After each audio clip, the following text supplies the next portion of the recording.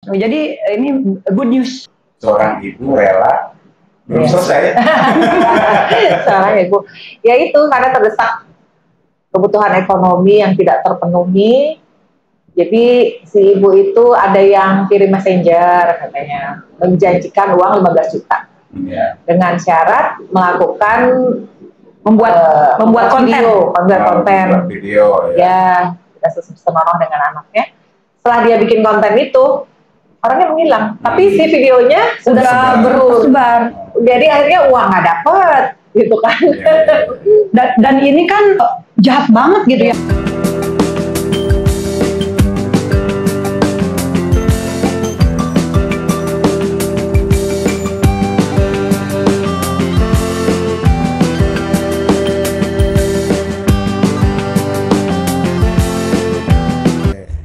Teman-teman, saya kehadiran para Sri Kandi ini. Jadi tempatnya belum kelar, tapi ya. Udah asik kok, belum kelar aja udah asik. Gimana kalau udah kelar? Proses adaptasi aja udah segini luar biasanya, gimana nanti kalau udah kokoh gitu loh. Ini menuju itu. Oke, ini para pejuang nih, Sri Kandi, dan sekarang ya tiba-tiba saya disambangi, diontrok lah begitu, karena digerebek gitu. Saya lagi santai gitu ya, digerebek, aduh, rada ini juga, rada kaget juga. Langsung aja. Tapi menarik karena selalu ada pesan yang ingin disampaikan begitu. Selalu ada talatah gitu. Talatah. Kalau ini talatah hasil ini ya, hasil ya memotret kondisi denyut sosial begitu yang sekarang ini tampaknya kita juga harus cari paruh kancing, cari sepatu ikat gitu. Aduh. Iya kan, karena betul. wah luar biasa gitu, digempur kita terus-terusan. Banyak kasus. Kalau untuk perempuan kan ada ya ibu anak lah di antaranya gitu ya. Tapi menarik ya, sekarang sudah ada undang-undang RUU kan dulu RUU KIA. Sekarang kemarin hari Selasa udah diketok palu. Selasa kemarin? Ya. Masih hangat ya? Iya, 6 Juni ya, Selasa itu. Ya, sekitar tanggal itulah. Juni, ya. Kemarin belum seminggu, Kang. Belum seminggu. Jadi ini good news. Good news. Ya, berita yang tentu kita happy lah menyambut sekian lama banyak sekali RUU yang tertunda di prolegnas, gitu, termasuk UU PRT, pekerja rumah tangga. Setelah kemarin ada RUU TPKS jadi UU TPKS, gitu kan. Kemudian sekarang ada UU KIA, dan itu kan jadi regulasi payung hukum ketika saya dan Teh Ane yang di lapangan itu mengadvokasi kasus-kasus kekerasan ibu dan anak atau kasus apapun lah yang TPKS sama KIA kayaknya ada beda. Ada, tentu semuanya saling berkaitan, tapi tetap beda fokusnya. Kalau TPKS kan lebih ke kekerasannya, kekerasan yang menyangkut kriminal, tindak pidana. Tapi kalau KIA itu kesejahteraan, preventif, lebih ke apa namanya, bagaimana salah satu contohnya ya Kang, seperti ibu cuti melahirkan, cuti nifas, cuti PMS, dan negara memang harus hadir, ketika TPKS sanksi-sanksi hukumnya. Kalau ini kan negara hadir untuk melindungi dari sisi kesejahteraan ibu anak. Ada yang menarik tampaknya. Ada mau cerita. Ibu anak ini fenomena baru kayaknya. Biasanya kan ayah anak, ini ibu dan anak gitu.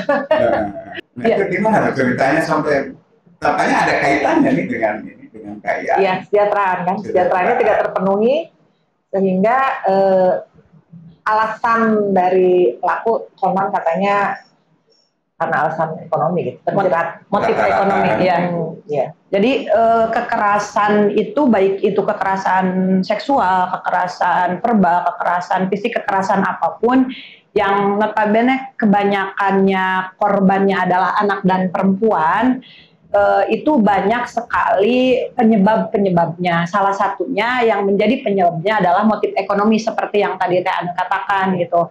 Kenapa kok di beranda muncul terus pemberitaan-pemberitaan kekerasan terhadap anak dan perempuan. Selain memang anak dan perempuan itu salah satu kaum rentan gitu ya, kaum yang memang oleh WHO disebutkan itu bagian dari kaum rentan dengan kaum disabilitas, lansia. Gitu. Seharusnya kan pengennya sih perempuan ini nggak masuk pada kategori itu, tapi pada kenyataannya karena pola asuh, mindset dan situasi sosial sehingga tetap aja perempuan itu terdampak dan masuk ke kategori kaum rentan gitu. Walaupun kalau anak-anak sih wajar ya dikategorikan gitu. Kalau saya sih ketika berbicara masalah keadilan gender gitu, pengennya tuh perempuan nggak dimasukin, tapi faktanya gitu, saya juga nggak jangan mentang-mentang perempuan ingin dipandang kuat, kokoh, tapi pada kenyataannya memang di luar sana banyak sekali perempuan-perempuan yang lemah. Contohnya tadi yang Teh Ana bilang itu loh, yang apa? Yang motif ekonomi. Oh iya, yang alasannya. Seorang ibu ya Teh ya, rela gitu ya. Rela, tega. Nah ini bisa cerita nggak seorang ibu supaya nanti ada gambaran secara ya. Jadi kalau ceritanya juga jadi rada untuk seorang ibu rela. Belum selesai. Seorang ibu, ya itu karena terdesak kebutuhan ekonomi yang tidak terpenuhi. Jadi si ibu itu ada yang kirim messenger katanya, menjanjikan uang 15 juta dengan syarat melakukan membuat konten, video ya tidak senonoh dengan anaknya. Setelah dia bikin konten itu, orangnya menghilang, tapi si videonya sudah bersebar. Jadi akhirnya uang nggak dapet, gitu kan. Dan ini kan jahat banget gitu ya. Maksudnya bukan berarti menormalisasi bentuk kejahatan kekerasan seksual yang lain. Kekerasan seksual yang lain kan kita udah sering mendengar seperti ayah memperkosa anak ataupun orang lain sepintas di jalanan atau apa. Ini tiba-tiba anak umur 4 tahun, coba bayangin Kang, dipaksa untuk bersetubuh dengan ibunya sendiri gitu. Kok bisa gitu ternyata. Awalnya sebelum tahu motifnya ya Teh, aku sebelum tahu itu motif ekonomi, aku bilang, ya Allah kok di dunia ada, bener berarti ya kata Rasulullah, kata agama bahwa sekarang udah akhir zaman gitu. Kok tega banget ibunya anak yang dilahirkan sendiri kok sama dia diajak bersetubuh gitu kan, masih kecil sampai bilang mama sakit, ya Allah astagfirullahaladzim.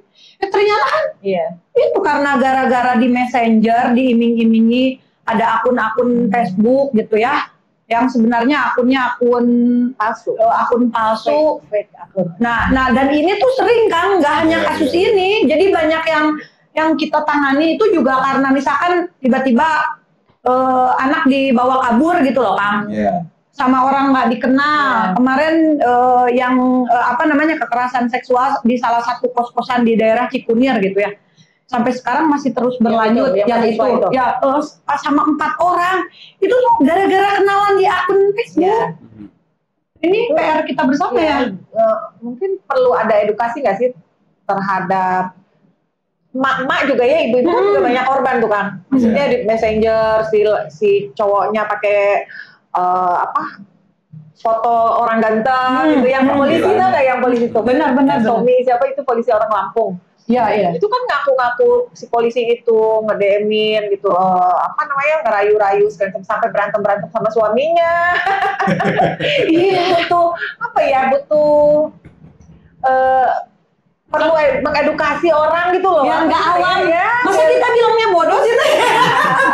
Ya kan di salah satu kelurahan di Kecamatan Indihiyang ini saya pernah mengadvokasi perempuan itu viral di TikTok. Ini orang sini loh Kang, orang Indihiyang.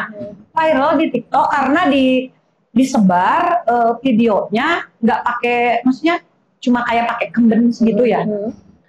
Sama laki-laki yang merasa tertipu karena dia di akun TikToknya nulis janda. Ternyata pas setelah disambangi ke sini ya, ke Indihiyang gitu ya, bukan di kelurahan ini, yang di salah satu lokasi di Indihiyang gitu ya. Masa saya bilang kelurahannya, kampungnya. Maksudnya ternyata punya suami. Tapi dia jalan ya sampai kasus inilah perzinahan. Nah di sini kan rame. Akhirnya maksudnya datang ke rumah suaminya karena dikira janda. Awalnya tuh sebelum ketahuan itu janda jalan gitu sampai ke situ gede kemana gitu. Nah pas yang lagi apes itu pas datang ke rumahnya Kang, suaminya lagi ada. Suaminya bilang ke pemuda-pemuda yang lagi ngumpul di situ, udah dihakimi masa, dibawalah sama saya dan suami ke polsek.